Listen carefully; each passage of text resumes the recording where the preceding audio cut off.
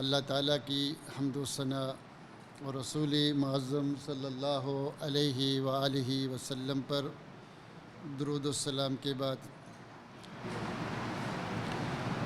میرے بھائیوں، میرے دوستو، آج میں آپ کے سامنے انشاءاللہ العزیز معیت کے موضوع پر آپ کے سامنے گفتگو کروں گا، اور یہ موضوع بہت ضروری ہے اور میں نے کچھ مخصوص موضوع اختیار کیے ہیں جو میں آپ کے سامنے گفتگو کروں گا۔ چونکہ وقت بہت کم ہے، سارے موضوعات پر گفتگو نہیں ہو سکتی، اس لیے چند مخصوص موضوع کا انتخاب کروں گا اور آپ کے سامنے گفتگو ہوگی انشاءاللہ۔ اور آج آپ کے سامنے معیت کے موضوع پر گفتگو ہوگی۔ یہ تھوڑا سا مشکل موضوع بھی ہے، اس کو صحیح کریں، اوپر چلا جاتا ہے، میرے برابر رہے، بس یہاں پر رہے، بس اس کو یہاں سیٹ کرو، نیچے چلا جاتا ہے، تھوڑی دیر بعد نیچے جا رہا ہے، اس کو ٹائٹ کرو۔ یہ جو مجلسیں ہیں ہماری، یہ مجلسیں بڑی قیمتی ہیں، اس لیے کہ ان کے اندر ہم علم سیکھتے ہیں، اور جب ہم علم سیکھتے ہیں تو یہ جہالت کا علاج ہے۔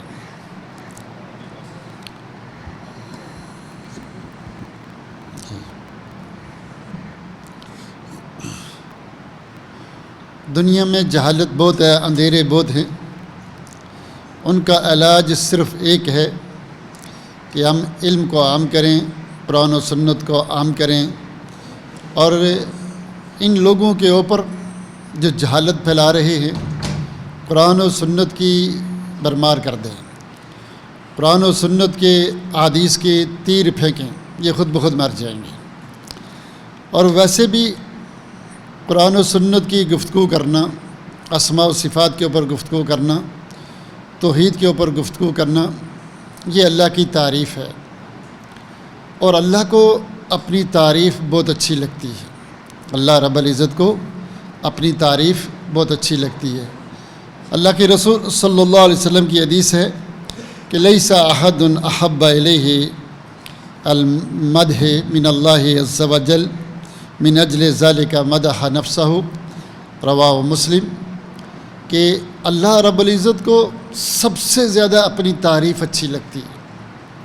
اللہ رب العزت کو اپنی تعریف بہت زیادہ اچھی لگتی ہے، تو اس لیے اس نے اپنی تعریف بیان کی ہے۔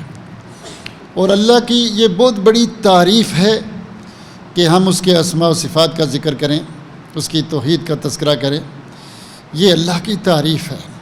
اس سے اللہ رب العزت بہت خوش ہوتا ہے، جنت دیتا ہے۔ تو آج جس موضوع پر ہم گفتگو کریں گے وہ معیت کا موضوع ہے کہ اللہ ہمارے ساتھ ہے۔ میں نے اس موضوع کو اختیار اس لیے کیا ہے کہ اللہ ہمارے ساتھ ہے، اس سے بہت سارے لوگ یہ معنی مراد لیتے ہیں کہ اللہ ہر چیز میں ہے، ہر جگہ موجود ہے۔ تو اس کا معنی کیا ہے، مفہوم کیا ہے؟ جب اہل السنہ والجماعہ، محدثین، ائمہ اربعہ، تابعین، تبع تابعین، صحابہ، انبیاء، رسول، جب یہ کہتے ہیں کہ اللہ رب العزت عرش کے اوپر ہے، جیسے اس کو زیب دیتا ہے، ہر جگہ موجود نہیں ہے، تو ان کے مقابلے میں یہ جو فرقے ہیں، بہت سارے فرقے ہیں، بے شمار فرقے، وہ یہ کہتے ہیں کہ اللہ ہر جگہ موجود ہے، ہر چیز میں موجود ہے۔ یہ صوفی، یہ حلولی، یہ اشعری، یہ ماتوریدی، بے شمار فرقے، وہ یہ کہتے ہیں کہ اللہ ہر چیز میں ہے، ہر جگہ موجود ہے۔ جب ہم ان کے سامنے قرآن و سنت کی آیات اور احادیث پیش کرتے ہیں، قرآن و سنت کے دلائل رکھتے ہیں، تو وہ آگے سے ہم کو یہ آیات پڑھتے ہیں کہ لا تحزن ان اللہ معنا، اننی معکما اسمع و ارا، کہ میں تمہارے ساتھ ہوں، ان اللہ مع الصابرین، اللہ صبر کرنے والوں کے ساتھ ہے، وہ معکم، وہ تمہارے ساتھ ہے تم جہاں بھی ہو۔ تو وہ یہ کہتے ہیں کہ اللہ تمہارے ساتھ ہے تم جہاں بھی ہو، تو اس لیے اللہ ہر جگہ موجود ہے، ہر چیز میں موجود ہے۔ تو اس کا کیا جواب ہے، ان کے اس شبے کا کیا جواب ہے، میں تفصیل سے اس شبے کے اوپر گفتگو کروں گا۔ آپ کاغذ قلم بھی پکڑ لیں اور میرا اپنے دماغ بھی دل بھی میری طرف کریں، سنیں، یہاں سمجھیں گے تو باہر جا کر دنیا کو سمجھائیں گے، اس لیے پوری توجہ میری طرف رکھیں۔ سب سے پہلے ہم یہ دیکھتے ہیں کہ لغت عربی کے اندر معیت کا کیا معنی ہے، لغت عربی کے اندر معیت کا کیا معنی ہے۔ تو جب ہم اس کو دیکھتے ہیں لغت عربی کے اندر اس کا کیا معنی ہے، تو اس کے 3 معنی ہیں عربی زبان میں۔ عربی زبان میں اس کے کتنے معنی ہیں؟ 3 معنی۔ پہلا معنی یہ ہے کہ اضم شیء الی شیء، اختلاط الاختلاط والاشتراک والماسہ والمازجہ، کہ اضم شیء الی شیء، کسی چیز کو کسی چیز میں ملا دو، ایک چیز کو دوسری میں ملا دو، ڈال دو، اختلاط ہو جائے، اشتراک ہو جائے، ایک چیز دوسرے کے اندر مکس ہو جائے۔ جیسے عربی زبان میں کہتے ہیں اسقنی ماء مع اللبن، مجھے پانی پلاؤ دودھ کے ساتھ، تو یعنی دودھ پانی میں، پانی دودھ میں، پانی دودھ میں، دودھ پانی میں اختلاط ہو گیا، اشتراک ہو گیا، حلول ہو گیا، مازجہ ہو گیا۔ تو یہ معنی پہلا ہے عربی زبان میں معیت کا۔ معیت کا عربی زبان میں پہلا معنی کیا بتلایا کہ کیا معنی بتایا؟ الاختلاط، اشتراک، الماسہ و المازجہ۔ جیسے اضم شیء الی شیء، ایک چیز کو دوسری چیز کے اندر ڈال دینا، مکس کر دینا۔ جیسے مثال دی میں نے اسقنی ماء مع اللبن، کہ مجھے دودھ پلاؤ پانی کے ساتھ، دودھ پانی میں، پانی دودھ میں، یہ پہلا معنی ہے۔ دوسرا معنی کیا ہے؟ دوسرا معنی ہے المصاحبہ مقیدہ فی المکان، مصاحبہ مقیدہ فی المکان، اے اجتماع شیء فی الشیء، اے نحن کنا معا فی الفصل، اے کنا جمعا فی الفصل، کہ جمع ہونا، اجتماع کرنا۔ الطلاب مع المدرس، کہ طالب علم استاد کے ساتھ تھے، المدرس مع الطلاب، ان کے ساتھ تھا، یعنی جمع ہونا۔ دوسرا معنی کیا ہے؟ جمع ہونا۔ المصاحبہ المقیدہ، کسی خاص جگہ پر کچھ لوگوں کا جمع ہونا، کچھ چیزوں کا جمع ہونا، اس کو کیا بولتے ہیں؟ مصاحبہ مقیدہ۔ جیسے الطلاب مع المدرس، المدرس مع الطلاب، الزوج مع زوجہ، شوہر اپنی بیوی کے ساتھ، بیوی اپنے شوہر کے ساتھ، یعنی ایک جگہ پر دونوں بیٹھے ہوئے ہیں، دونوں جمع ہیں ایک جگہ پر۔ کنا مجتمعین فی المکان، اے نحن مدى مجتمعین فی المکان، ہم ایک جگہ جمع، جیسے آپ یہاں جمع ہے۔ یہ کیا دوسرا معنی کیا ہے؟ مصاحبہ مقیدہ فی المکان۔ دوسرا معنی سمجھ آ گیا؟ یہ دوسرا معنی۔ تیسرا معنی ہے المصاحبہ المقیدہ، لا مصاحبہ المطلقہ، مصاحبہ مطلقہ، مقیدہ نہیں، مطلقہ۔ کہ مطلقہ کا کیا معنی ہے؟ جیسے میں کہتا ہوں کہ انا مع الانبیاء والرسل، میں نبیوں اور رسولوں کے ساتھ ہوں، نبی جہاں بھی ہوں، رسول جہاں بھی ہوں، میں ان کے ساتھ ہوں، میں ان کے ساتھ ہوں۔ وہ مشرق میں ہوں، مغرب میں ہوں، شمال میں ہوں، جنوب میں ہوں، جہاں بھی انبیاء ہوں میں ان کے ساتھ ہوں۔ جیسے میں کہتا ہوں انا مع الحق، میں حق کے ساتھ ہوں، لست مع الباطل، میں باطل کے ساتھ نہیں ہوں۔ وہ حق جہاں بھی ہے، مشرق میں، مغرب میں، جنوب میں، قریب ہو دور ہو، انا مع الحق، میں حق کے ساتھ ہوں۔ تو اس کے لیے اختلاط ہونا ضروری نہیں، اس کے لیے کسی ایک جگہ پہ جمع ہونا ضروری نہیں، یہ مطلقاً مصاحبہ مطلقاً ہے کہ تم جہاں بھی ہو میں تمہارے ساتھ ہوں۔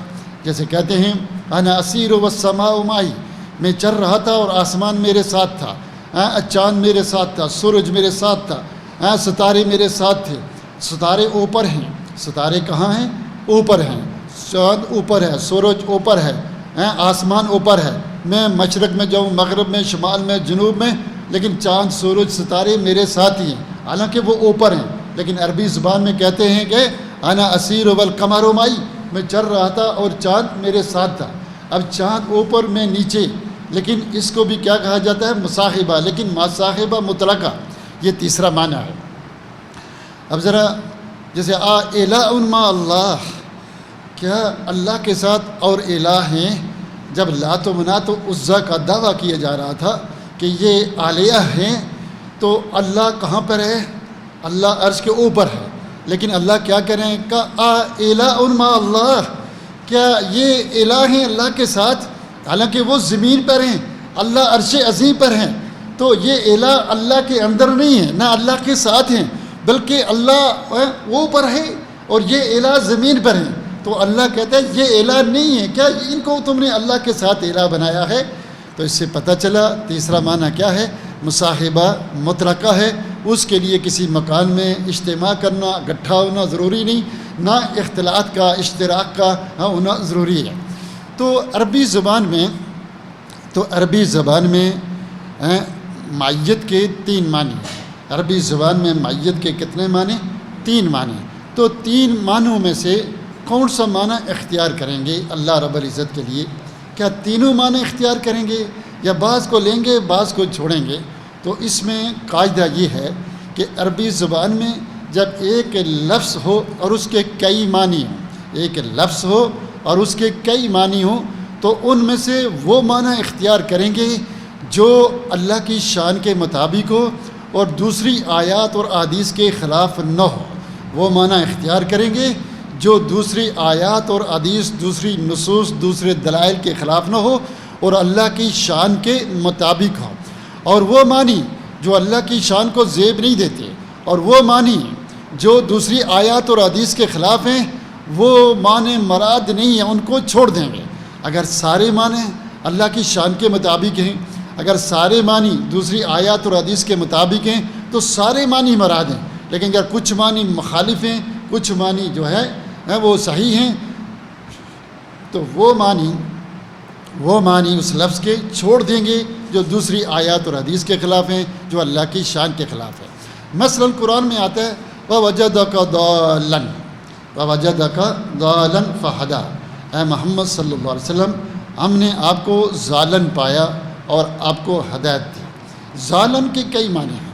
چور بھی ضالن ہے، ڈاکو بھی ضالن ہے، قاتل بھی ضالن ہے، وہ بھی گمراہ ہے. ضالن کے کئی معنی ہیں، اور ان میں معنوں میں سے ایک معنی فاقد الطریق ہے، گم کردہ راستہ. جو کسی چوراہے پہ کھڑا ہو اور وہاں کئی راستے ہوں، دائیں بائیں کئی، جیسے آپ کسی چورنگی پہ کھڑے ہوں، ایک ہی طرح کی روڈیں بنی ہوں، تو آپ کو پتہ نہ ہو کہ راستہ سیدھا کہاں ہے، تو آپ کو بھی ظالم کہتے ہیں، فاقد الطریق. جس کو راستہ گم ہو گیا ہو، جس کا راستہ نہ، جس کو صحیح راستے کا پتہ نہ ہو. تو اس کے کئی معنی ہیں. تو جب یہ کئی معنی ہیں تو ان میں سے کون سا معنی اختیار کریں گے؟ وہ معنی جو نبی کی شان کے مطابق ہو، اور وہ معنی جو دوسری آیات اور حدیث کے خلاف نہ ہو. وہ معنی جو دوسری آیات اور حدیث کے خلاف نہ ہو، وہ معنی اختیار کریں گے. اب چور، ڈاکو، قاتل، یہ تو معنی نبی کو نہ زیب دیتے ہیں، نہ نبی کی شان کے مطابق ہے. کوئی مسلمان ان معنوں کا تصور بھی نہیں کر سکتا، ٹھیک ہے، بلکہ یہ دوسری آیات اور حدیث کے بھی خلاف ہے. تو اس لیے یہ معنی مراد نہیں ہے. کون سا معنی مراد ہے؟ فاقد الطریق، کہ آپ کو سیدھے راستے کا پتہ نہیں تھا. ما تدری مل کتاب والایمان. اس وقت یہودیت بھی تھی، عیسائیت بھی تھی، مجوسیت بھی تھی، بے شمار فرقے تھے، لیکن صراط مستقیم نہیں تھا. آپ کو صراط مستقیم کا پتہ نہیں تھا، تو ہم نے وحی کر کے جبریل کو بھیج کر قرآن و سنت کو اتار کر آپ کو فہدا سیدھے راستہ دکھایا، سیدھا راستہ دکھایا. تو یہاں معنی فاقد الطریق کریں گے. کون سا معنی کریں گے؟ فاقد الطریق، کہ آپ کو صراط مستقیم پتہ نہ تھا، ہم نے وحی بھیج کر جبریل کو اتار کر آپ کو سیدھا راستہ دکھایا کہ یہودیت بھی غلط، عیسائیت بھی غلط، مجوسیت بھی غلط، اور دوسرے جتنے عرب کے جو ادیان شرک کی پرستی وہ بھی سب غلط، سیدھا راستہ یہ ہے. تو اس لیے اب جس طرح یہاں ہم نے ایک معنی اختیار کیا جو دوسری آیات اور حدیث کے مطابق، جو نبی کی شان کے مطابق، اسی طرح معیت کا وہ معنی اختیار کریں گے جو اللہ کی شان کے مطابق ہو اور دوسری آیات اور حدیث کے مطابق ہو. پہلا اور دوسرا معنی اللہ کی شان کے مطابق نہیں ہے. پہلا اور دوسرا معنی، پہلا معنی کیا تھا؟ اختلاط، کہ اللہ ہر چیز کے اندر حلول کر گیا، ہر چیز کے اندر موجود ہے، یا ہر چیز اللہ ہے، ہر چیز کے اندر موجود ہے، یہ معنی کفریہ معنی ہے۔ ہم زمین پر چلتے ہیں تو کیا زمین پر چلتے ہیں تو اللہ پر چلتے ہیں؟ اس سے بڑا کفر کیا ہے؟ ایک مرد بھی عورت، عورت بھی عورت، دونوں میاں بیوی ہیں، جمع کر رہے ہیں، تو کیا یہ تو کفر سے بھی بڑا کفر ہے۔ کوئی انسان مسلمان نہیں جس کو اللہ نے عقل دی ہے وہ یہ معنی کر ہی نہیں سکتا کہ یہ معنی اللہ کے یہ معنی کرے کہ اللہ ہر چیز کے اندر ہے، ہر چیز اللہ ہے، یہ کفریہ معنی ہے۔ اور اسی طرح دوسرا معنی بھی غلط ہے کہ اللہ ہر چیز کے ساتھ ہے، ہر جگہ موجود ہے۔ کیا گندی جگہوں میں موجود ہے اللہ؟ ہر جگہ، یہ عیب ہے، یہ توہین ہے۔ تو یہ دونوں معنی غلط ہیں، یہ اللہ کو زیب ہی نہیں دیتے، یہ اللہ کو زیب ہی نہیں دیتے، اس لیے یہ دونوں معنی غلط ہیں۔ تو صحیح معنی کیا ہے؟ صحیح معنی ہم وہ کریں گے جو میرے بھائیوں ذرا دیکھیں کہ یہ دونوں معنی قرآن کی آیات کے خلاف ہیں۔ قرآن کی آیات آپ جانتے ہیں، قرآن میں اللہ کہتا ہے هو العلی العظیم، هو العلی الکبیر، اور اللہ کہتا ہے انہ علی حکیم۔ جگہ جگہ کیا لفظ ہے؟ علی، هو العلی العظیم۔ آیت الکرسی آتی ہے نا، اس کے آخر میں کیا ہے؟ هو العلی العظیم، اللہ علی ہے۔ علی یعنی بلند ہے، علی کا معنی کیا؟ بلند ہے، ہر جگہ موجود نہیں ہے۔ علی کا یہ معنی نہیں کہ اللہ ہر جگہ موجود ہے، هو العلی العظیم، هو العلی الکبیر۔ تو علی الحکیم یہ اللہ رب العزت کا نام ہے۔ تو اس سے یہ معنی پہلا اور دوسرا معنی قرآن کی ان آیات کے خلاف ہے جن کے اندر لفظ اللہ کا نام علی آیا ہے، چونکہ علی کا معنی ہوتا ہے بلند ہونا۔ اس طرح سبح اسم ربک الاعلی، آپ جانتے ہیں وہ آیات جن کے اندر لفظ اعلی آیا ہے، وہ یہ معنی ان آیات کے بھی خلاف ہے۔ یہ معنی پہلا اور دوسرا معنی ان آیات کے بھی خلاف ہے، اس لیے جو معنی قرآن کی آیات کے خلاف ہو وہ کبھی ہم بیان کر ہی نہیں سکتے۔ اسی طرح آپ جانتے ہیں کہ اللہ تعالیٰ نے ہمیں بتایا ہے کہ اللہ اوپر ہے، الرحمن علی العرش استویٰ، اللہ مستوی ہے عرش کے اوپر، اللہ عرش کے اوپر۔ وہ آیات جو یہ بتلاتی ہیں اللہ عرش کے اوپر ہے، یہ پہلا اور دوسرا معنی ان آیات کے بھی خلاف ہے، ان آیات کے بھی خلاف ہے۔ اس لیے وہ آیات جن میں واضح طور پر لکھا ہوا ہے عروج کا، صعود کا، فوقیت کا، یہ جو معنی لکھے ہوئے ہیں تو ان آیات کے خلاف ہے۔ وقت کم ہے، میں وہ ساری آیات پڑھنے کا ٹائم نہیں ہے۔ اس طرح وہ آیات جو قرآن کے اترنے کا، وحی کے اترنے کا، جبریل کے اترنے کا، فرشتوں کے اترنے کا، یعنی اللہ سے حکم لے کر، وحی لے کر جبریل اترتے ہیں، وحی اترتی ہے، تو ان آیات کے بھی خلاف ہے۔ یہ پورا مجھے آدھا گھنٹہ لگ جائے اگر میں وہ آیات صرف بیان کرنا شروع کر دوں جن میں یہ لکھا ہوا ہے کہ اللہ اوپر ہے، ہر جگہ موجود نہیں ہے۔ تو اس لیے جو معنی قرآن کے خلاف ہو وہ ہم کبھی بیان نہیں کر سکتے۔ اس طرح بے شمار حدیث کے خلاف ہے۔ وہ حدیث آپ جانتے ہیں کہ اللہ کے رسول صلی اللہ علیہ وسلم نے اس لونڈی سے پوچھا، ایک صحابی کی ایک لونڈی تھی، وہ بکریاں چراتی تھی، یہ اس کو کوئی صحیح کر لیا کر، تو وہ لونڈی تھی، بکریاں چراتی تھی، تو بکریاں چراتے چراتے ایک دن بیڑیا آیا، ایک بکری کھا کے چلا گیا، اس کو غصہ آیا، اس نے اس کو تھپڑ مار دیا۔ جب اس نے اس کو تھپڑ مارا، یہ اوپر ہو جاتا ہے، یہ آواز صحیح نہیں جاتی۔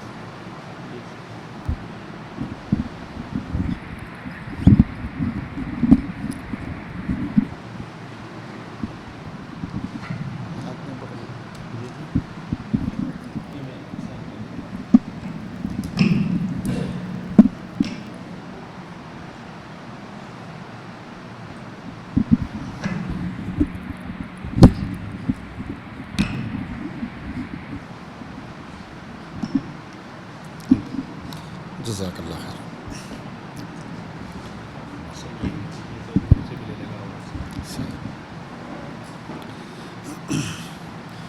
تو وہ بکریاں چراتی تھی، ایک دن بیڑیا آیا، بکری کھا گیا، تو اس کو غصہ آیا، اس نے اس کو تھپڑ مار دیا۔ پھر افسوس ہوا کہ یہ تو ہونے والی بات تھی، بیڑیے کے نصیب میں تھی، میں نے اس کو تھپڑ مارا، غلط کیا۔ وہ اللہ کے رسول صلی اللہ علیہ وسلم کے پاس آیا اور آ کر کہتے اللہ کے رسول، میں اس لونڈی کو آزاد کرنا چاہتا ہوں، چونکہ میں نے زیادتی کی، تھپڑ مارا، تو اب اس کا بدلہ یہ ہے کہ میں اس کو آزاد کر دوں۔ اللہ کے رسول صلی اللہ علیہ وسلم نے فرمایا کہ اس کو میرے پاس لاؤ۔ جب اس کو لایا گیا تو آپ نے اس سے پوچھا این اللہ، اللہ کہاں ہے؟ فقالت، اس نے کہا فی السماء، آسمانوں میں ہے۔ پھر فرمایا من انا، میں کون ہوں؟ کہا انت رسول اللہ، آپ اللہ کے رسول ہیں۔ تو آپ صلی اللہ علیہ وآلہ وسلم نے ارشاد فرمایا آتکھا فإنہا مومنہ، اس کو آزاد کرو، یہ مومنہ ہے، یہ مومنہ ہے۔ صحیح مسلم کی حدیث ہے۔ تو جو یہ کہے کہ اللہ اوپر ہے وہ مومنہ ہے، مومن ہے، ٹھیک ہے۔ اس کا یہ معنی ہوا کہ اللہ ہر جگہ موجود نہیں ہے۔ اور یہ سوال پوچھنا جائز ہے کہ اللہ کہاں ہے، جواب دینے والا دے کہ اللہ اوپر ہے، ہر جگہ نہیں ہے۔ اس طرح اللہ کے رسول صلی اللہ علیہ وآلہ وسلم جب آخری خطبہ دیا، آخری حج کیا اور خطبہ دیا، لوگوں سے کہا تم میرے بارے میں کیا کہتے ہو؟ میں نے حق پہنچا دیا، کل اللہ تم سے میرے بارے میں پوچھے گا، مجھے تمہارے بارے میں پوچھے گا۔ حل بلغت، تو کیا میں نے حق پہنچا دیا؟ جو وحی دین لے کر آیا تھا پہنچا دیا؟ سب نے کہا قد بلغت، ادیت الحق، ادیت الامانہ، آپ نے امانت کا حق ادا کر دیا، حق پہنچا دیا۔ پھر آپ نے اپنی انگلی مبارک کو رفع اصبعہ الی السماء، اپنی انگلی کو آسمانوں کی طرف اٹھایا اور کہا اللہ مشہد، اللہ مشہد، اللہ مشہد، 3 دفعہ کر کے کہا اللہ تو گواہ ہے کہ میں نے حق پہنچا دیا، یہ لوگ کہہ رہے ہیں۔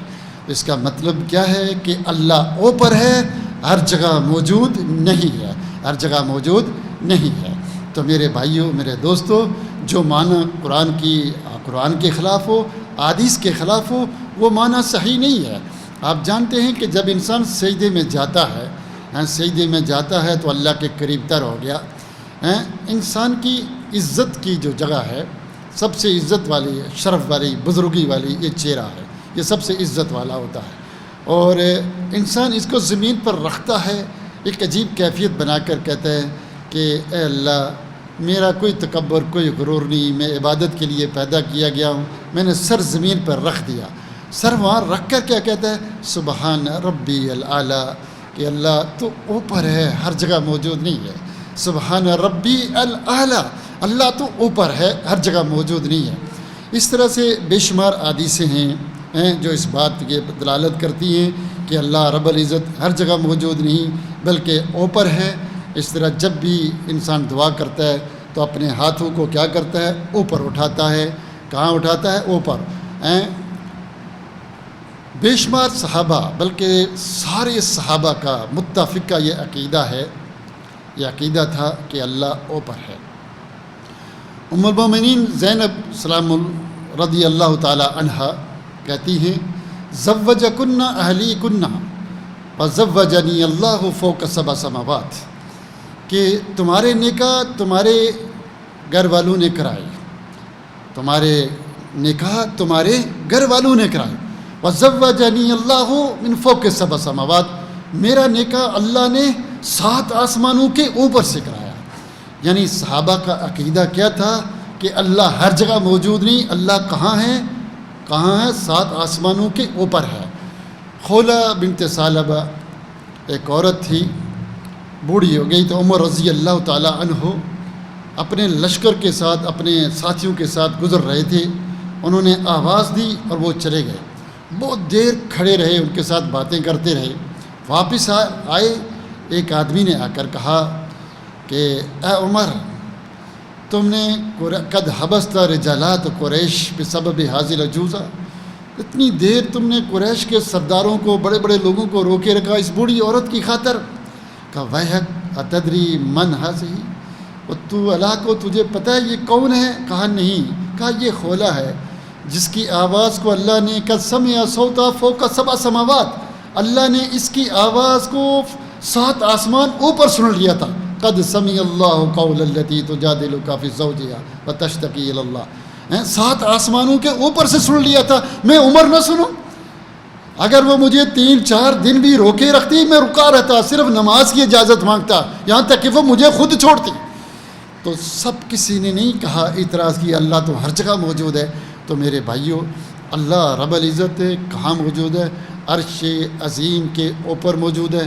سارے صحابہ کا یہی عقیدہ تھا، سارے صحابہ کا یہی عقیدہ تھا، اور عقل سلیم بھی اسی کا تقاضا کرتی ہے، عقل سلیم بھی اسی کا تقاضا کرتی ہے۔ ذرا غور کریں، ہمیشہ یاد رکھیں یہ اصول، یہ ضابطہ، کہ جس طرح کوئی ایک آیت دوسری آیت کے خلاف نہیں ہے، ایک آیت دوسری آیت کے خلاف نہیں ہے، اسی طرح کوئی آیت کسی حدیث کے بھی خلاف نہیں ہے، اور کوئی صحیح حدیث کسی آیت کے بھی خلاف نہیں ہے۔ یہ لوگوں نے تماشے شروع ہوئے کہ قرآن اور حدیث آپس میں ٹکراتے، ایسا کچھ بھی نہیں ہے، یہ ان کی جہالت ہے، دشمنی ہے، جو اس طرح کا باتیں کرتے ہیں عوام میں اور ان کو حدیثوں سے دور کرتے ہیں۔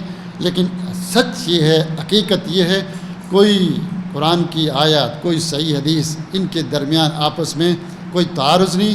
جس طرح قرآن اللہ کی طرف سے ہے، اس طرح حدیث بھی اللہ کی طرف سے ہے، ان میں تعارض نہیں ہے، یہ قرآن کی تفسیر ہے۔ اسی طرح عقل سلیم بھی کسی آیت اور کسی حدیث کے خلاف نہیں ہے۔ جب قرآن سے، حدیث سے، صحابہ کے اجماع سے اللہ کا علو ثابت ہو گیا، اللہ کا علو ثابت ہے، تو اب کوئی عقل اس کے خلاف ہو ہی نہیں سکتی، کوئی عقل، کوئی فطرت اس کے خلاف ہو ہی نہیں سکتی۔ وہ عقل جو خراب ہو چکی ہے، جس کو معاشرے نے، گندے لوگوں نے خراب کر دیا ہے، وہ جو کہتی ہے میرا جسم میری مرضی، جن کی عقلیں، فطرت خراب ہو چکی ہے، وہ تو یہ بات کر سکتے ہیں، لیکن عقل سلیم رکھنے والا ہیں کبھی قرآن و سنت کے، کوئی عقل سلیم کبھی نقل صحیح کے خلاف نہیں ہو سکتی۔ میرے بھائیوں، میرے دوستو، اللہ نے جب اس مخلوق کو پیدا کیا نا، تو اپنے آپ سے نہیں پیدا کیا، الگ سے پیدا کیا۔ اللہ نے جب اس مخلوق کائنات کو پیدا کیا تو اپنے آپ سے نہیں پیدا کیا، بلکہ الگ سے پیدا کیا۔ لم یلد ولم یولد، یہ مخلوق اللہ کا حصہ نہیں، اللہ کا جز نہیں ہے، اللہ نے اپنے آپ سے نہیں پیدا کیا، الگ پیدا کیا، ٹھیک ہے، اور باہر سے پیدا کیا۔ پیدا کرنے کے بعد اللہ نے اس کو اپنے اندر نہیں رکھا، نہ خود اس کے اندر چلا گیا، بلکہ اس کو باہر رکھا۔ یہ مخلوق اللہ کے اندر نہیں، ہم اللہ کے اندر نہیں، نہ اللہ ہمارے اندر۔ اللہ نے مخلوق کو الگ سے، باہر سے پیدا کیا اور باہر رکھا، جدا رکھا، اور باہر اپنے اوپر نہیں رکھا، سامنے نہیں رکھا، نیچے رکھا ہے۔ اس مخلوق کو کہاں رکھا؟ نیچے رکھا۔ یہ مخلوق نیچے ہے، عرش بھی نیچے، اللہ عرش کے اوپر ہے، اللہ عرش کے اوپر ہے۔ یہ ساری مخلوق، عرش اللہ سے چھوٹا ہے، اللہ بہت بڑا ہے، والعلی العظیم والعلی الکبیر وہ واسع، اللہ اکبر، وہ بہت بڑا ہے، یہ مخلوق بہت چھوٹی ہے۔ اس لیے عقل کا تقاضا کیا ہے؟ اوپر ہونا، بلند ہونا، غلبہ کاملہ، کسی ذات کا اوپر ہونا، یہ کمال ہے، یہ علو مطلق ہے، علو تام ہے، جو ہم اللہ کے لیے اس کو ثابت کرتے ہیں۔ یہ عقل بھی اس بات پر دلالت کرتی ہے، عقل بھی اس بات پر دلالت کرتی ہے، اور اسی طرح انسان کی فطرت بھی اس بات پر دلالت کرتی ہے۔ انسان فطرت، میں نے آپ کو بتایا تھا نا، فطرت کیا ہوتی ہے؟ میں نے کل بتایا تھا کہ جو سیکھنے سکھانے سے نہیں آتی، خود بخود آ جاتی ہے۔ آپ کو کوئی گالی دے تو آپ کو برا لگتا ہے، آپ کی کوئی تعریف کرے تو آپ کو اچھا لگتا ہے۔ میں نے دیکھا ہے 5-6 مہینے کے بچوں کو سر پہ ہاتھ پھیرو، پیار کرو، وہ خوش ہوتے ہیں۔ ان کو غصے سے دیکھو، آنکھیں نکال کے دیکھو تو وہ ڈرتے ہیں، دیکھ کے رونا شروع ہو جاتے ہیں۔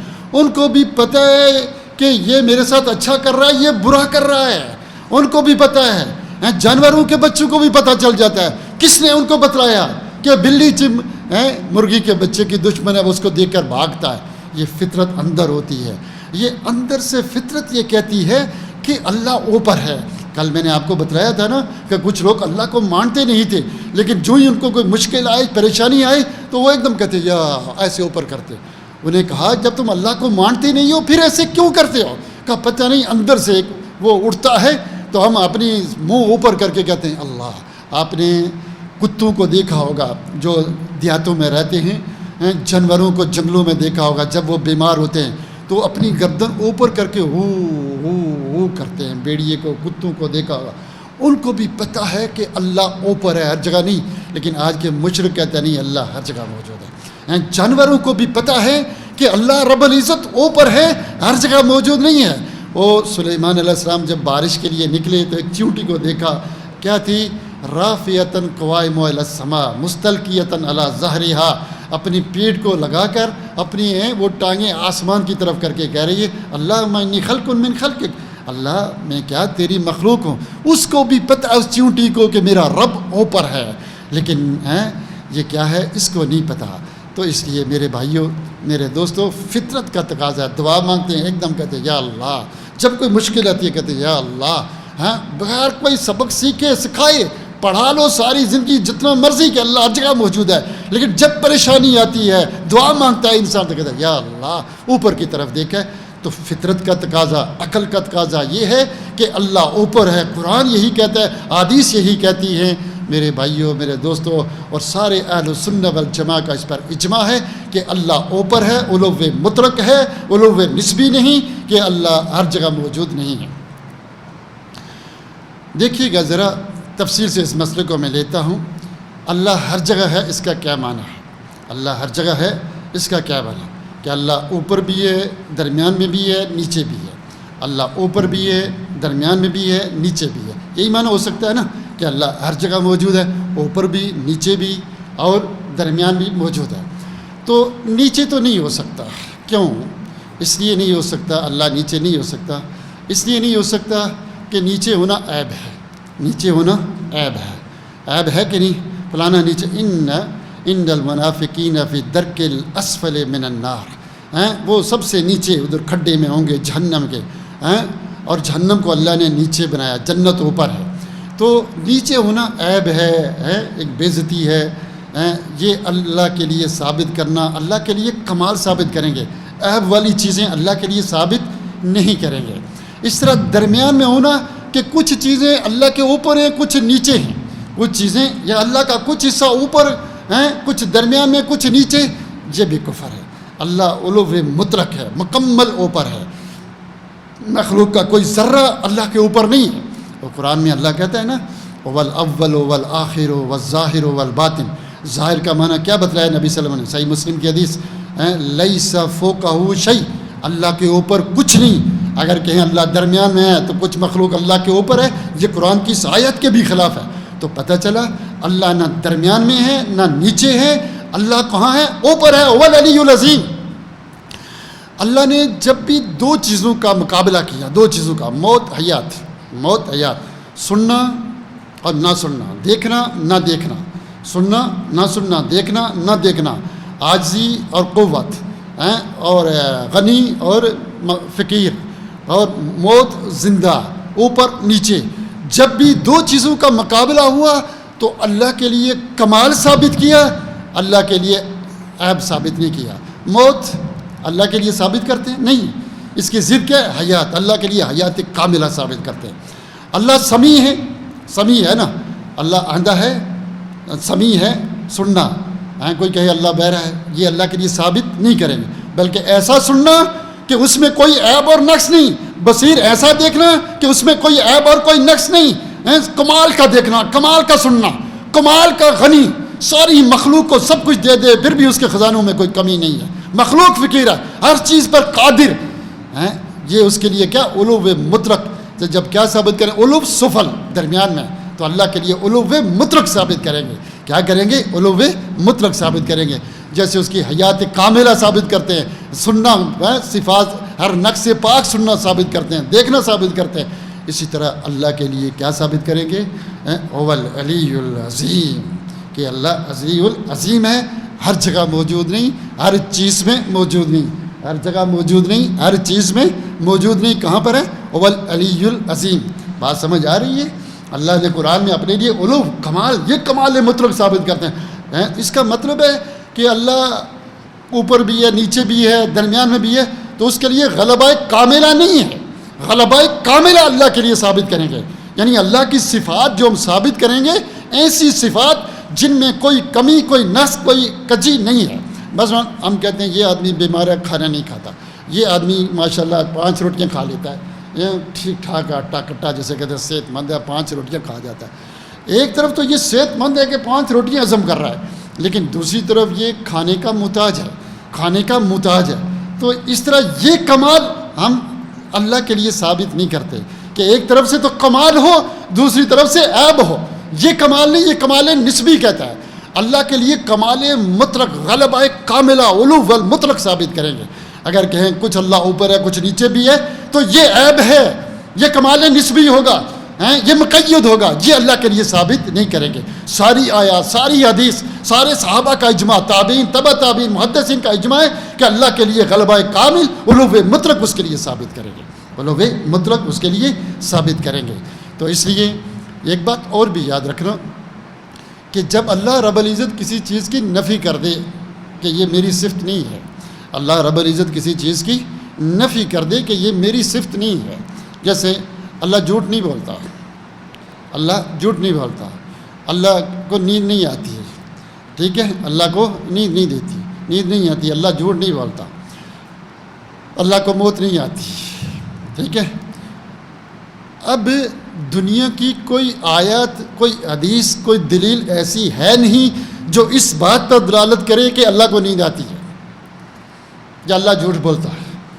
جس چیز کی نفی آ جائے قرآن میں، اللہ نے نفی کر دی کہ یہ میری صفت نہیں ہے، یہ عیب ہے، یہ عیب ہے، اللہ نفی کر دے کہ اللہ زندہ ہے، نیند نہیں آتی، اس کو موت نہیں آتی، فتوکل علی الحی الذی لا یموت، اللہ لا الہ الا هو الحی القیوم، اللہ کیا ہے؟ حی ہے، سمجھ آئی؟ اللہ حی ہے۔ جب اللہ حی ہے تو اب کوئی آیات اس بات پہ دلالت نہیں کرتی، کوئی حدیث، کوئی عقلی، کوئی نقلی، کوئی فطری، کوئی دنیا کی دلیل اس بات پر دلالت کرتی نہیں کہ اللہ جھوٹ بولتا ہے، اللہ کو موت آئے گی، اللہ کو نیند آئے گی۔ کیوں؟ کہ اللہ نے قرآن میں نفی کر دی، اللہ نے قرآن میں نفی کر دی، اب کوئی دلیل نہیں دیتی، ٹھیک ہے۔ مثلا میں ایسے لوگوں کو سمجھاتا رہتا ہوں، ابھی کیا ٹائم ہوا ہے؟ گھڑی سامنے دیکھ لیں، کیا ٹائم ہے؟ 9:42۔ اب کوئی کہے ابھی رات کے 2 بج رہے ہیں اور وہ کہے میرے پاس 50,000 دلائل ہیں، میں مناقشہ کرنا چاہتا ہوں۔ آپ 2 دن اس سے مناقشہ کرتے رہے ہیں، اس کے 50، آپ بھی پاگل، وہ بھی پاگل۔ عقل مند کیا ہے کہ 2 گھنٹے تیرے 50,000 دلائل سننے کے بعد کیا رات کے 2 بج جائیں گے؟ کیا 2 بج جائیں گے؟ نہیں، ابھی 9 بجے ہوئے ہیں تو 9 ہی بج رہے ہیں، 2 بج ہی نہیں سکتے۔ تو اس سے بڑی حقیقت یہ ہے کہ جس کی نفی اللہ قرآن میں کر دے، حدیث جس کی نفی کر دیں کہ اللہ کا صفت نہیں ہے، اب دنیا کی کوئی دلیل اس پر موجود ہی نہیں۔ جب اللہ نے اپنے آپ سے سفل کی نفی کر دی، التعلم لو سمیع لیس کمثلہ شیء، اللہ درمیان میں نہیں، اللہ نیچے نہیں، اللہ کیا ہے؟ اس نے اپنے لیے علو کو ثابت کیا، هو العلی العظیم۔ دنیا میں کوئی دلیل موجود ہی نہیں جو اس بات پر دلالت کرتی ہو کہ اللہ ہر جگہ موجود ہے۔ دنیا میں نہ کوئی عقلی، کوئی نقلی، نہ کوئی فطری، کوئی دلیل موجود ہی نہیں کہ اللہ رب العزت ہر جگہ موجود ہو، ایسا ہو ہی نہیں سکتا۔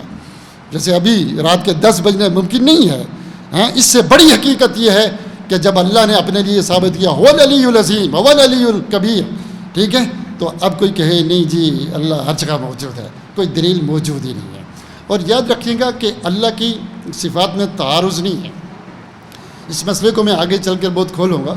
اللہ کی صفات میں تعارض نہیں ہے، یاد رکھنا گا، آگے چل کر بتاؤں گا۔ مائیت میں اور علو میں تعارض نہیں ہے، قرب میں اور استوا میں تعارض نہیں ہے۔ تعارض کس میں؟ قریب بعید، اللہ بعید نہیں ہے، قریب ہے، ٹھیک ہے، قریب ہے۔ اللہ اوپر ہے، علو کی ضد کیا ہے؟ سفل، اور درمیان میں ہونا، یہ ضد ہیں۔ مائیت ضد نہیں ہے، آگے چل کے بتاؤں گا میں آگے، ٹھیک ہے۔ تو جب 2 چیزوں میں تعارض آ جائے، وہ دونوں چیزیں اللہ کی صفت نہیں ہو سکتی۔ موت اور حیات، کوئی کہے جی اللہ مرا ہوا بھی ہے، زندہ بھی ہے، کوئی کہے اللہ سنتا بھی ہے، نہیں بھی سنتا، اللہ بہرا بھی ہے اور کیا کہتے ہیں سنتا بھی ہے، اللہ دیکھتا بھی ہے اور آندھا بھی ہے، اللہ اوپر بھی ہے نیچے بھی ہے، اللہ فقیر بھی ہے غنی بھی ہے۔ یہ کفر ہے، یہ اللہ کی صفات نہیں ہوتی۔ 2 چیزوں میں جب تقابل ہو، تعارض ہو، ان میں صرف کمال اللہ کے لیے ثابت کریں گے، دوسرا چیزیں ثابت کفر کرنا ہے۔ بہت سارے لوگ کہتے ہیں کیا پھر اللہ ہر چیز پر قادر کیسے ہوا؟ کہ اللہ ہر چیز پر قادر ہے، یہ کیسے ہوا کہ اللہ کہتے ہیں اللہ اوپر بھی ہے نیچے، اللہ ہر چیز پر قادر ہے، اللہ مرا ہوا زندہ اس پر بھی قادر ہے، اللہ دیکھتا بھی ہے نہیں بھی دیکھتا، یہ قادر، یہ کوئی چیز ہی نہیں ہے۔ ان 2 میں سے ایک صفت ہوگی۔ اگر اللہ سمیع ہے، ہم کہیں جی نہیں سمیع نہیں ہے، اللہ زندہ ہے، کوئی کہیں مرا ہوا بھی ہے، جب مرا ہوا تو زندہ نہیں ہے، پھر اللہ ہر چیز پر قادر ہے نا. اگر دو الہ ہوتے تو پھر اس کے بھی طاقت ہے, پھر ہر چیز پر تو قادر نہ ہوا, پھر وہ الہ نہ ہوا. الہ کا معنی ہر چیز پر قادر, ہر چیز پر جو چاہے جب چاہے, غلبہ کاملہ, قوت کاملہ, علو مطلق اس کے لیے ثابت ہو. تو اس لیے یہ کہنا, یہ آگے چل کر بڑھوں گا آپ کو کہ اللہ ہر چیز پر قادر ہے. اللہ ہر چیز پر قادر ہے, جو چاہے کرے کر سکتا ہے. اس ساری مخلوق کو ختم کر دے پھر زندہ کر دے, قادر ہے. لیکن یہ کہ اللہ کیا ہے, جھوٹ بولتا ہے, نہیں, یہ اللہ کی صفت ہی نہیں ہے. اللہ مرا ہو, اللہ سوتا ہو, یہ اللہ کی صفت ہی نہیں ہے. اس بحث سے میں آگے چل کے میں بات کروں گا, ابھی اندر نہیں جاؤں گا زیادہ. تو اس لیے جو لوگ یہ کہتے ہیں اللہ اوپر بھی ہے نیچے ہے, ہر چیز پر قادر ہے, یہ کفری عقائد بیان کر رہے ہیں, یہ کفری عقائد بیان کر رہے ہیں, بالکل صحیح نہیں ہے. اس لیے ان سے ہوشیار رہو. ایک اور بات ذہن میں آئی, وہ بھی سن لیں.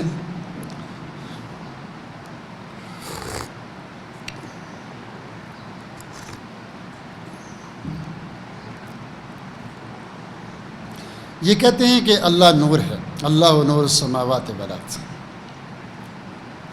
قرآن کی اس آیت سے دلیل لیتے ہیں اللہ نور السماوات والارض. بہت گہری بات کرنے لگا ہوں, سنیں گے تو بہت فائدہ ہوگا.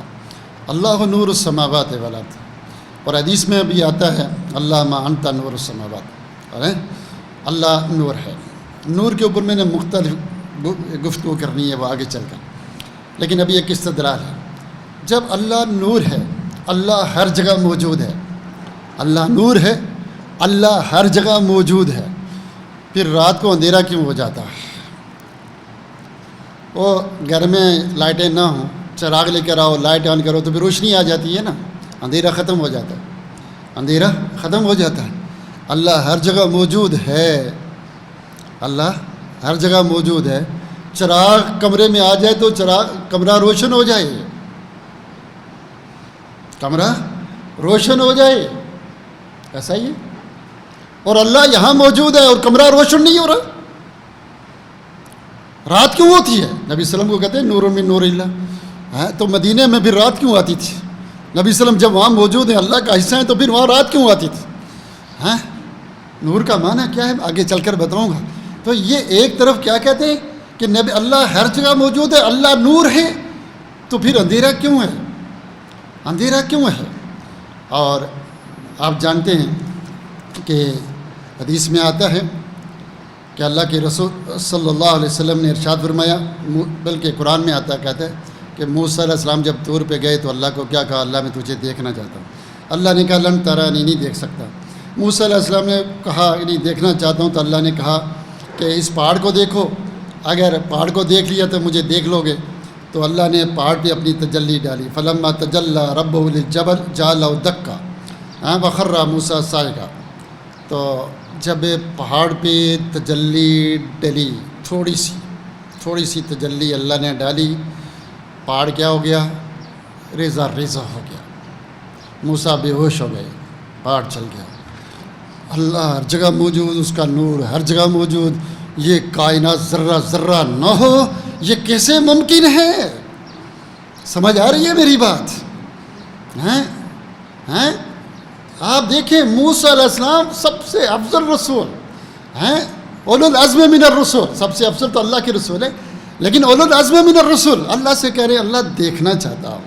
اللہ نے کہا نہیں دیکھ سکتا. اچھا دیکھنا ہی ہے تو اس پہاڑ کو دیکھو, اگر دیکھ لیا ٹھیک ہے. اللہ نے تجلی ڈالی, پہاڑ کیا ہو گیا, جل گیا, یا وہ ٹکڑے ہو گیا, ریزہ ہو گیا.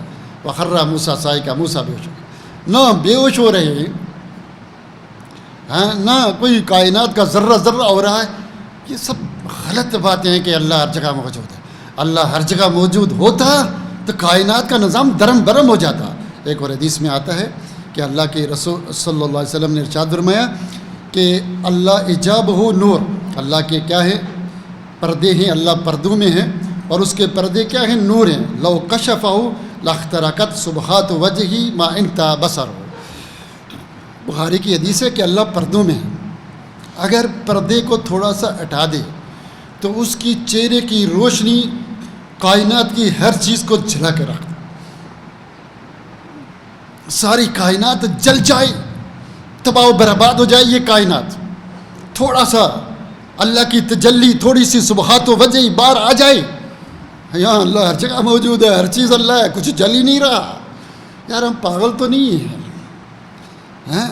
وہ جو عیسائی جنت اور جہنم کے ٹکٹ بناتے تھے، لوگوں کو بیوقوف بنایا ہوتا، تم ہمیں بیوقوف تو نہیں بناؤ، کیوں ہمیں پاگل بنا رہے ہو؟ وہ یہ مخلوق ہے، وہ خالق ہے، مخلوق کو پیدا کیا، نیچے رکھا، وہ اوپر ہے، وہ نیچے نہیں ہے۔ میرے 2-3 موضوع آپ لازمی سنیے گا اور لوگوں کو بتلائیں۔ میں جب یہ مائیت پوری کر لوں، اس کے بعد قرب ہے، اس کے بعد نزول، اس کے بعد استوا، میں اس پر گفتگو کروں گا تفصیل سے انشاءاللہ العزیز۔ اللہ سے توفیق کی دعا مانگے میرے لیے بھی اور آپ کو بھی، پھر لوگوں کو بتلائیں، انشاءاللہ لوگوں کے عقیدے ٹھیک ہو جائیں گے۔ یہ لوگوں کو دھوکہ دیتے ہیں۔ کل ایک مولوی صاحب تقریر کر رہے تھے، چونکہ اکثر دنیا اس مسئلے میں پریشان ہے، میں اس لیے اس مسئلے کو زیادہ کھول رہا ہوں۔ وہ تقریر کر رہا ہے، کہتا ہے کہ دیکھو اللہ سے ملنے کے لیے وسیلہ چاہیے، وسیلہ جیسے چھت پہ جانے کے لیے کیا چاہیے ہوتا ہے؟ وسیلہ، سیڑھیاں وسیلہ ہے، تو سیڑھیاں اوپر جانے کے لیے وسیلہ ہے، تو جنت اوپر ہے، اللہ اوپر ہے، تو ہم نے کیا کرنا ہے؟ سیڑھیاں چڑھنا ہے، وسیلہ بنانا ہے، پیروں کو بزرگوں کو وسیلہ بنائیں گے۔ اب جہنم نیچے ہے، نیچے جانے کے لیے کوئی وسیلے کی ضرورت نہیں، اوپر سے چھلانگ مارو نیچے سیدھے، کہتا ہے جہنم نیچے ہے، ہمیں وسیلہ چاہیے، ہم نے جنت میں جانا ہے، اوپر اللہ کے پاس جانا ہے، تم نے جہنم میں جانا ہے، تمہیں وسیلے کی ضرورت نہیں ہے، ہمیں کہتا ہے۔ ہمیں بولی صاحب نعرہ تکبیر زندہ باد کے نعرے لگ رہے ہیں۔ بیوقوفی کی کوئی حد ہوتی ہے بھائی؟ دیکھیے وسیلہ چاہیے، لیکن بھوک دور کرنے کے لیے کھانا وسیلہ ہے، ٹھیک ہے؟ درخت کو اگانے کے لیے پانی ڈالنا پڑتا ہے، چھت پہ جانے کے لیے سیڑھیاں، حیدرآباد جانے کے لیے گاڑی پہ بیٹھنا پڑتا ہے، ہر چیز کا الگ الگ وسیلہ ہوتا ہے، ہر چیز کا الگ الگ۔ اگر آپ کو حیدرآباد جانے، آپ چھت پہ چڑھ جائیں، میں حیدرآباد جاؤں، حیدرآباد پہنچیں گے۔ چھت پہ جانا ہو تو گاڑی میں بیٹھ، موٹر سائیکل میں بیٹھ گئے، آپ کورنگی جائیں، کبھی چھت پہ پہنچیں گے نہیں۔ جنت میں جانے کا کیا وسیلہ ہے؟ اسلام، ایمان، عمل صالح، نبیوں پر ایمان لاؤ، ایمان لاؤ، یہ وحی اسلام۔ ابن تیمیہ لکھتے ہیں جنت ایک دنیا میں بھی ہے، جو اس جنت میں نہیں جائے گا آخرت کی جنت میں بھی نہیں جائے گا۔ وہ دنیا کی جنت کیا؟ اسلام، جو اس اسلام میں جائے گا وہ جنت میں جائے گا۔ یہ وسیلہ ہے، اس وسیلے کے بغیر جنت میں نہیں جاؤ گے۔ لیکن معاف کرنا، یہ چھت پہ کبھی نہیں جاتے، سیڑھیوں پہ ہی رہتے ہیں، کبھی اللہ تک نہیں پہنچتے، بابوں کے پاس ہی رہتے ہیں۔ ولی اللہ کہتے ہیں شروع میں، پھر اللہ ہٹ جاتا ہے، ولی ولی رہ جاتا ہے، سب کچھ وہیں ہوتا رہتا ہے، سب کچھ وہیں ہوتا رہتا ہے۔ یہ الگ موضوع میں آپ کو بیان کروں گا۔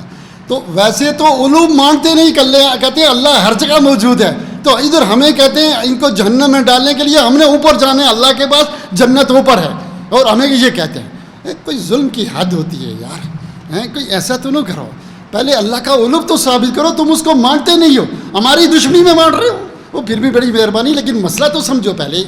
میرے بھائیوں، میرے دوستوں، یہودیوں نے، بلکہ اس سے پہلے ایک بات اور ذہن میں آ گئی، مکہ بیت اللہ جانتے ہیں، بیت اللہ ہر جگہ ہو۔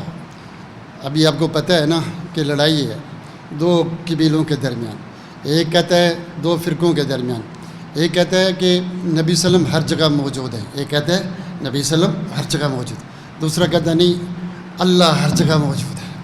2 بڑے گروہ ہیں پاکستان میں، ایک کہتا ہے اللہ بھی ہر جگہ موجود، تو رسول بھی ہر جگہ موجود، دوسرا کہتا ہے نہیں ہر جگہ کون موجود ہے؟ اللہ ہی کی ضرب لگاؤ، ہر جگہ موجود کون؟ اللہ ہی۔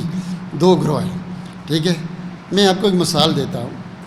بیت اللہ، اللہ کا گھر، اللہ کا گھر بیت اللہ، خانہ کعبہ ہر گلی میں ہو، ہر روڈ پہ ہو، ہر جگہ موجود ہو، یہ بیت اللہ کی عزت ہے؟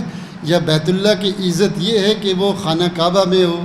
بیت اللہ خانہ کعبہ میں، یعنی وہ وہاں پر موجود ہو، مکہ میں موجود ہو، ہم سارے اس کی طرف منہ کر کے نماز پڑھیں، بیت اللہ کی یہ عزت ہے۔ یہ عزت نہیں وہ ہر گلی، ہر روڈ پر موجود ہو، ہر گراؤنڈ میں موجود ہو۔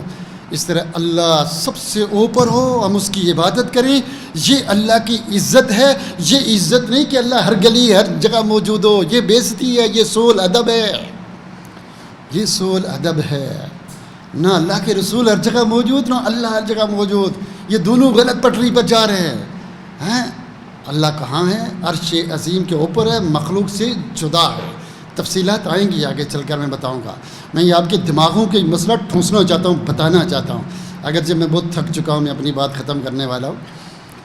میں ایک آخری بات آپ سے کہتا ہوں، وہ یہ، یہودیوں نے کہا کہ جب اللہ نے کہا من یقرض اللہ قرضا حسنا، کون ہے جو مجھے قرض حسنا دے، تو یہودیوں نے کہا ان اللہ فقیر ونحن اغنیاء، اللہ فقیر ہے اور ہم غنی ہیں، کیونکہ اللہ ہم سے قرض مانگ رہا ہے، جو قرض مانگتا ہے وہ فقیر ہوتا ہے، تو ہم غنی ہیں، ہم سے مانگتے ہیں، جس سے قرض مانگا جاتا ہے وہ غنی ہوتا ہے۔ اب یہودیوں نے یہ سمجھا مانا، کیوں کہ من یقرض اللہ قرضا حسنا، کہ اللہ قرض مانگ رہے ہیں تو اللہ فقیر ہے، ہم غنی ہیں، تو کیا یہودیوں نے معنی صحیح سمجھا؟ غلط سمجھا۔ کیوں غلط سمجھا؟ یہ معنی اللہ کی شان کے خلاف، یہ معنی اللہ کی شان کے خلاف، یہ معنی بے شمار آیات اور حدیث کے خلاف، بے شمار آیات اور حدیث کے خلاف۔ جو معنی آیات اور حدیث کے خلاف ہو، اجماع سلف کے خلاف ہو، جو معنی اللہ کی شان کو زیب نہ دیتا ہو، وہ غلط ہے، 100% غلط ہے، کبھی وہ سچ نہیں ہو سکتا۔ اس طرح جو شخص یہ سمجھتا ہے وہ معاکم، اللہ ہر جگہ موجود ہے، بالکل یہودیوں کی طرح وہ یہی سمجھ رہا ہے جیسے یہودیوں نے سمجھا۔ کیوں کہ اس کا صحیح معنی کیا ہے وہ میں آگے چل کر ابھی آپ کو بتلانے والا ہوں۔ جو معنی یہی کرتے ہیں کہ اللہ ہر چیز میں اور ہر جگہ موجود ہے، یہ معنی غلط ہے۔ کیوں؟ میں نے آپ کو دلائل دے کر سمجھایا۔ تیسرا معنی میں نے بتانا تھا لیکن مجھے طبیعت صحیح نہیں ہو رہی اور تھک چکا ہوں۔ انشاءاللہ چونکہ طبیعت صحیح نہیں ہو تو موضوع کے ساتھ انصاف نہیں ہوتا، میرے سامنے تو لکھا ہوا ہے، تو انشاءاللہ اس کو کمپلیٹ، چونکہ وقت بھی تھوڑا زیادہ ہو رہا ہے، اگلے حصے میں کریں گے کہ اللہ ہمارے ساتھ کیسے ہے۔ یہ دو معنی تو غلط ہے، صحیح معنی کیا ہے، اس کی کیا دلائل ہے، اس کیا سمجھو، لوگوں کو بتلاؤ، بار بار سنو، بار بار سمجھو۔ یہ 3-4 موضوع تو لازمی طور پر سمجھو، لازمی طور پر سمجھو۔ قرب، معیت، استوا، نزول ہیں، اور اسی طرح فَإِنَّمَا تُوَلُّوا فَثَمَّ وَجْهُ، حدیث میں آتا ہے، قرآن میں آتا ہے کہ فَثَمَّ وَجْهُ اللَّهِ۔ تو اس کا کیا معنی ہے میں آپ کو تفصیل سے یہ معنی سمجھاؤں گا انشاءاللہ العزیز۔ وجزاکم اللہ خیر۔ السلام علیکم ورحمۃ اللہ۔